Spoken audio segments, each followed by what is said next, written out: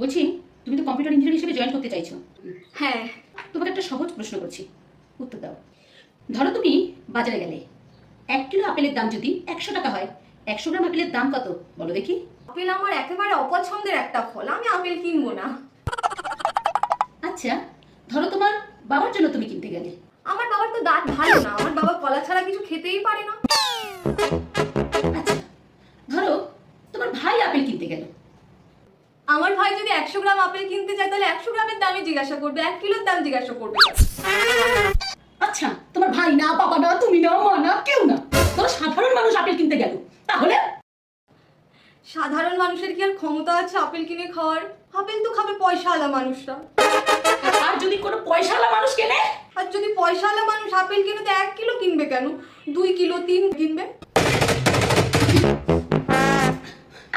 তুমি সামান্য আপেল নিয়ে কি শুরু করেছো? এইটা আমি মানতে পারলাম না। আপনি কি বলেন, আপেল কোনো সাধারণ ফল হতে পারে?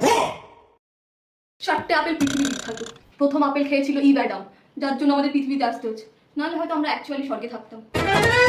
2 নম্বর আপেল হলো নিউটনের আপেল, যেটা নিউটনের মাথায় পড়েছিল, আর যার জন্য আমাদের এত কষ্ট করে আজকে মাধ্যাকর্ষণ শক্তির ইতিহাস করতে হচ্ছে। আর 3 নম্বর আপেল হলো ওই স্টিভ জবসের কামড়ানো আপেল, যার জন্য আমাদের আজকে আইফোন, আইপ্যাড এসব ব্যবহার করতে হয়। আর 4 নম্বর আপেল হলো সেই আপেল যার উপর নির্ভর করছে আজকে আমার চাকরি হওয়া না হওয়া। আপেলকে আপনি সামান্য আপেল বলবেন না।